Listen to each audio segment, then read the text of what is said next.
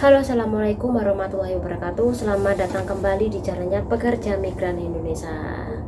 Pripun kabar ya Mbak? Semoga Mbak-mbak ini yang selalu nonton video di channel ini selalu dalam lindungan Allah SWT. Amin. Oke, kali ini kita bakal membahas sebuah cerita ya.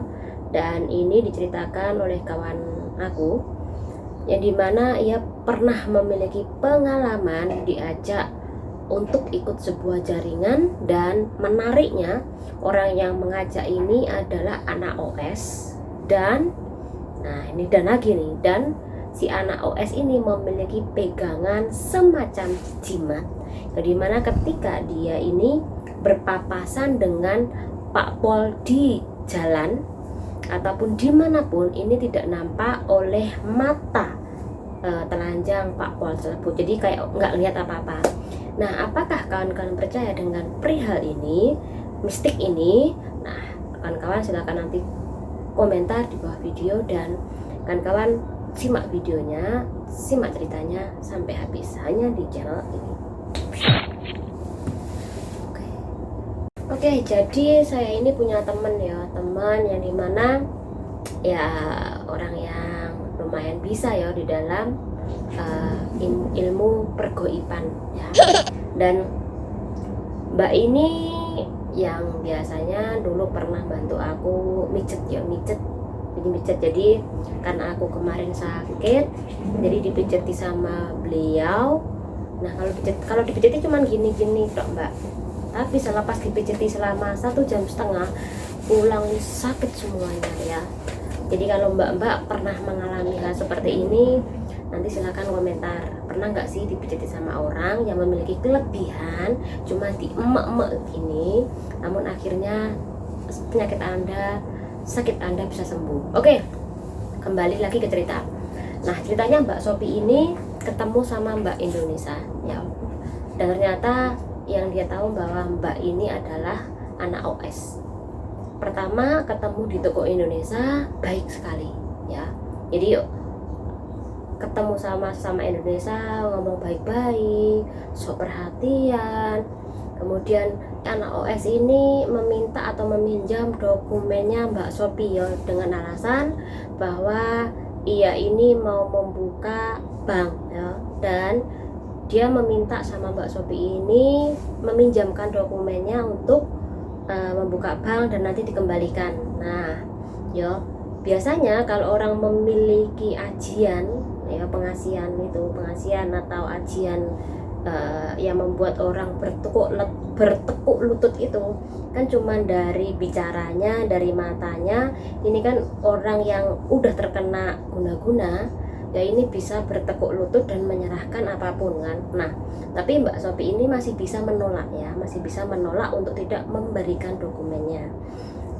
Nah, ini salah satu yang membuka mata saya ya, bahwa memang benar ada ketika ada anak OS, tapi nggak semuanya, tapi ada juga ya anak OS, bahkan bukan OS pun ya, mencari mangsa tapi mereka tidak menggunakan kosong atau tidak kosongan. Jadi mereka kebanyakan diisi ya, untuk menarik, untuk mencari mangsa. Mereka mengisi badannya dengan hal-hal dan dengan hal-hal yang mistik seperti itu. Nah, ini salah satu yang bisa membuka pikiran kita bahwa kejadian kayak kemarin mbak-mbak dipinjem dokumennya ini bisa jadi ia juga terkena guna-guna ya. Jadi kita nggak bisa menyalahkan 100% sama mbak yang tertimpa masalah, bahwa apakah ia murni meminjamkan atau memang ia kena guna-guna ya. Jadi kawan-kawan di sini harus berhati-hati dengan situasi seperti ini. Oke, kita lanjut lagi. Nah, Mbak Sopi tidak memberikan dokumen tersebut ya, tapi tetap aja mbak itu tetap menjadi teman baik Mbak Sopi ya.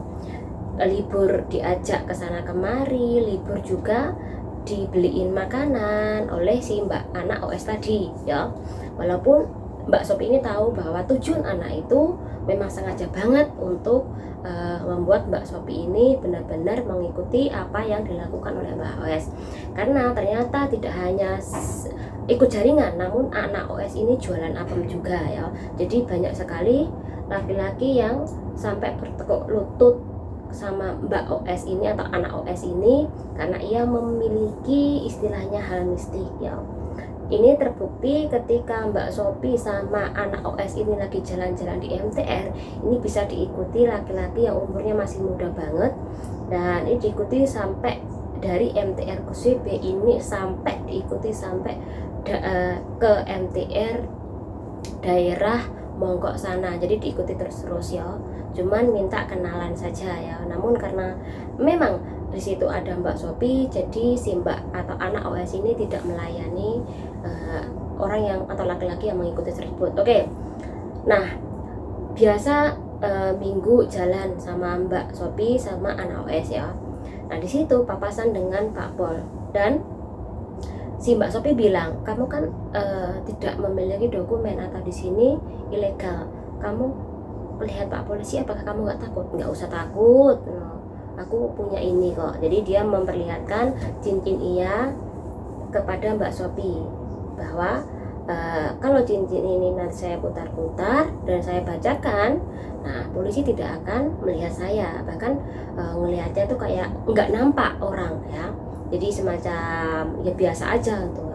Jadi Mbak itu walaupun jalan di depan Pak Polisi, tetap aja Pak Polisi ngelihatnya nggak ada orang. Jadi diputar-putar dan dibacakan seperti itu. Dan apakah kawan-kawan pernah mendengar cerita seperti ini, atau mungkin kawan-kawan pernah membaca curhatan mbak-mbak? Nanti silakan berkomentar di bawah video ini ya.